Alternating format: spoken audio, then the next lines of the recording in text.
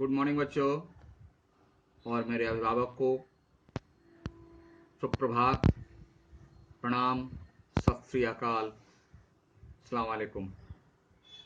प्रिय शिष्यों, आपके सामने जो ये चित्र चल रहे हैं, इनमें हिंदी के बहुत महान साहित्यकार हैं, कोई आलोचक हैं, कोई प्रकृति के प्रेमी हैं, कोई प्रेम के प्रेमी हैं, कोई ईश्वर के प्रेमी हैं। तो उनके चेहरों के साथ उनके नाम दिए जा रहे हैं। आप इन्हें याद रखें। एक हिंदी साहित्य के विद्यार्थी होने के नाते आपकी पाठ्य पुस्तकों में इनकी रचनाएं पढ़ने को मिलेगी, जिसे हम लोग पढ़ेंगे और बोर्ड परीक्षा तक में इनके नाम और इनके काम और इन्हें किस नाम से पुकारा जाता है, किस धारा के कवि हैं, इनसे संबंधित प्रश्न पूछे जाते हैं। इसलिए आप इन्हें भी सम्मान के साथ याद रखेंगे। चलिए तो निकालिए क्लास 7 व्याकरण। हम लोग देख रहे थे लेसन नंबर 5 संधि।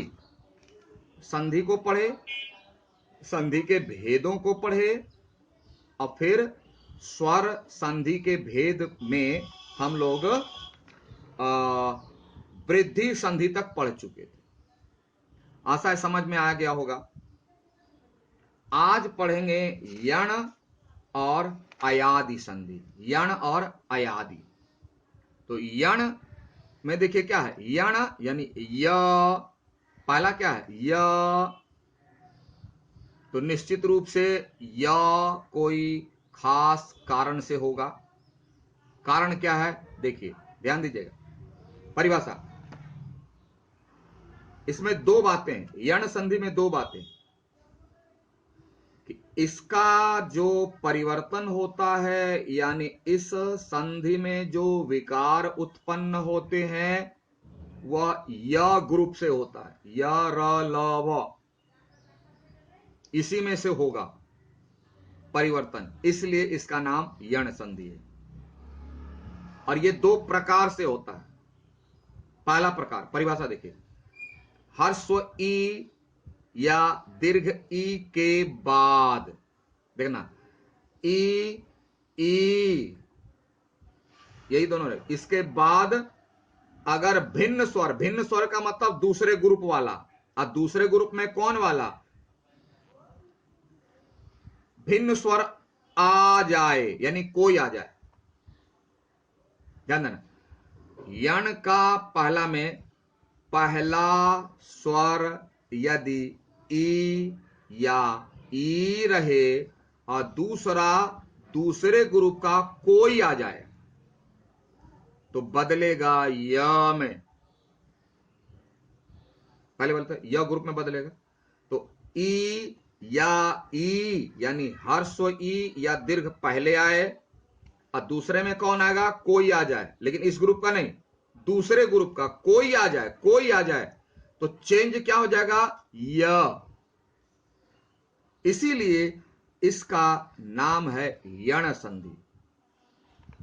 उदाहरण देखिए, अति, ध्यान देना, अति और अंत, देखना अति ह्रस्व ई अ, अंत अ, तो ह्रस्व ई और अ आया तो नियम क्या था, ह्रस्व ई आए पहले या दीर्घ ई आए पहले, तो इसमें ह्रस्व ई है, दूसरा तरफ कोई आ जाए, इसके ग्रुप का नहीं है, कोई आ जाए तो क्या है अ, और अ जो है ह्रस्व ई दीर्घ ग्रुप का नहीं है, कोई आ जाए तो किसने बदलेगा, य।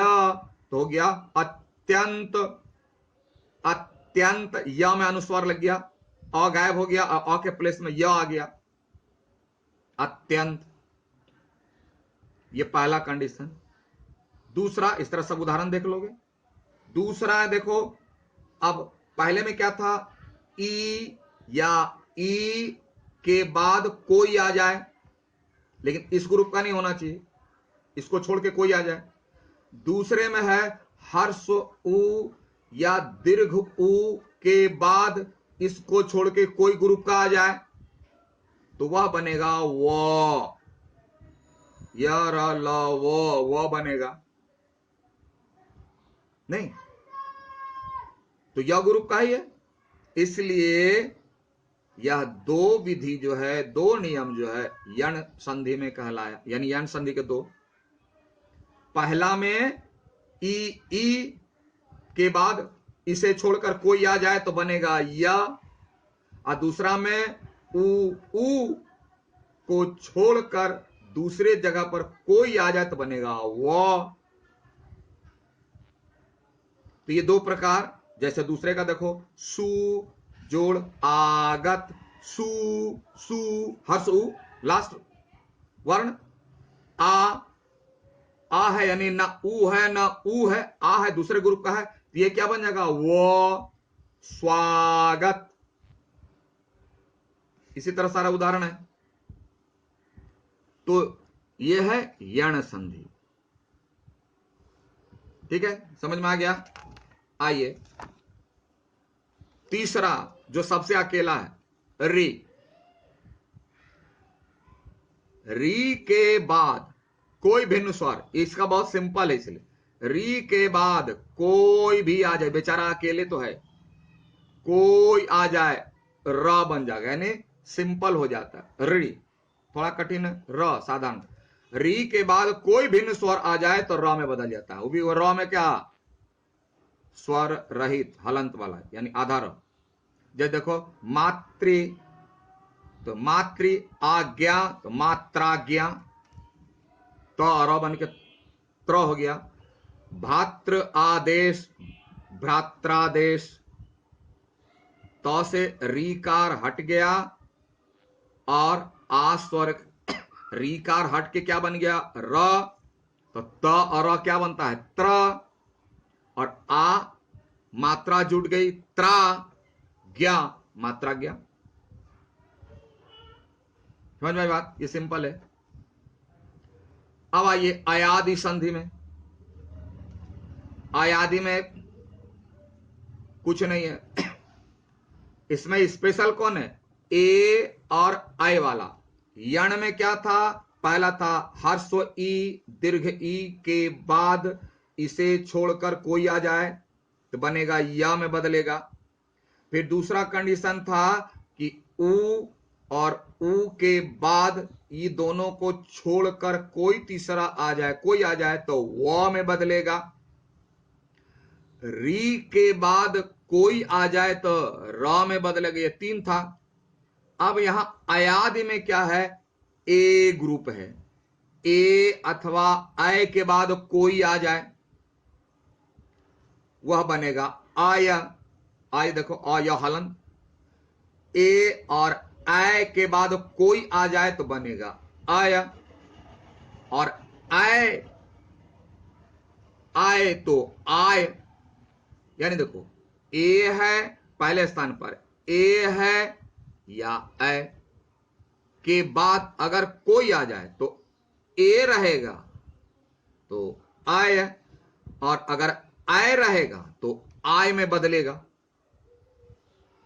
और फिर इसी प्रकार ओ और औ में, ई वाला था यण में, ऊ वाला था यण में, री था यण में, यहां कौन कौन है, ए ऐ और ओ औ, ये चार यहां है अयादि में। तो उसका जो परिवर्तन था होता था या में, इसलिए यण संधि में चला गया, और इसका जो परिवर्तन होता है आय या आय में, इसलिए जो है सॉरी आय आय या आव में, इसलिए इसको अ से अयादि। तो इसमें होता है का, पहला ए और ऐ रहे, और तो दूसरे में कोई भी स्वर आ जाए, कोई भी आ जाए, तो अगर ए रहेगा तो आय में बदलेगा, आय रहेगा तो आय में बदलेगा। बुक में देखो। फिर इसी प्रकार दूसरा ग्रुप में है ओ और औ, अगर ओ और औ है तो इसके बाद कोई भी आ जाए, अगर ओ आएगा तो आव बनेगा, और औ आएगा तो आव बनेगा। चार्ट को देख लो, ठीक है। उदाहरण देखिए, ए पहले पढ़ते, ए आए, ए और अय के ग्रुप में, तो ए अगर है और भिन्न स्वर कोई भी आ गया तो बनेगा अय में। इसको पेन से निकालो, उदाहरण के नीचे देखो, ए प्लस भिन्न स्वर, यानी पहले मान लो ए है और उसके बाद कोई भी आ जाए तो किस में चेंज होगा, अय में। अंडरलाइन कर लो इसको, है ना, इसको अंडरलाइन करो। उदाहरण दिया हुआ, ने ए है और अन अ है तो हो जाएगा नयन। फिर देखो दूसरे में आ जाओ, आय है पहला और दूसरा कुछ भी रहे तो इसका क्या बनेगा, आय। गए जोड़ अक गायक, ये तो थोड़ा याद करना पड़ेगा, खाली जो फॉर्मूला उसको अंडरलाइन कर लो। फिर देखो ओ, अगर ओ रहे और दूसरे पर भिन्न स्वर रहे तो क्या बनेगा, ओ में अव, जैसे भो जोड़ अन भावन। तो तुमको देखना पहला कौन है और दूसरा कौन है, यानी इसमें कौन सा जुड़ रहा है और उससे क्या बनता है, ये याद रखना पड़ेगा। फिर देखो अगर ओ नहीं रहे, आव रहे और भिन्न दूसरा कोई रहे तो क्या बनेगा, आव, जैसे पाव जोड़ अक तो पावक, व में बदल जाता है। तो आप अंडरलाइन कर लो, ए प्लस भिन्न स्वर बराबर अय, आय प्लस भिन्न स्वर बराबर आय, ओ प्लस भिन्न स्वर अव, आओ प्लस भिन्न स्वर आओ। ये सब याद रखना है, यहां ये मैथ है, समझोगे बात। अब एक लास्ट वो भी देख ही लेते हैं, व्यंजन और विसर्ग।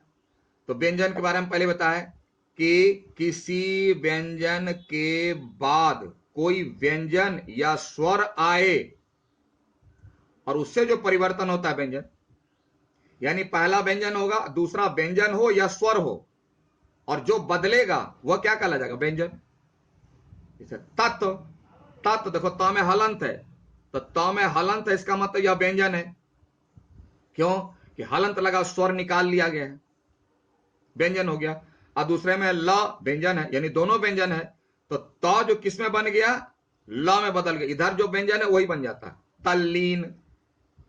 ये ल इधर है तो ल में बन जाएगा तल्लीन। इसको देखो, तो ये गया व्यंजन। फिर अगर विसर्ग में देखेंगे, इसका और सिंपल है कि पहला विसर्ग अगर है तो बाहर में जो भी होगा उसका बनेगा र। विसर्ग के बाद कोई स्वर अथवा व्यंजन है पर, यानी पहला विसर्ग है, विसर्ग मतलब दो बिंदा, इधर कुछ भी आ जाए तो दोनों मिलकर क्या बन जाएगा, र में। यह विसर्ग संधि है। तो विसर्ग संधि का नाम इसलिए पड़ा कि पहला विसर्ग है। फिर व्यंजन वाले में क्या देखे थे, पहला व्यंजन और दूसरे में व्यंजन हो या स्वर हो, व्यंजन संधि। तो अगर व्यंजन है और दूसरा में व्यंजन है और स्वर है तो क्या बनेगा, इसका उदाहरण देख लीजिए कि जो परिवर्तन, जैसे तत्व त व्यंजन है, ल व्यंजन है, तो जो पहले वाला त है वह भी ल बन जाएगा। क्यों ल बनेगा कि बाद वाला ल है, ठीक है। तो इस तरह से व्यंजन संधि और विसर्ग संधि हम लोगों ने कंप्लीट किया।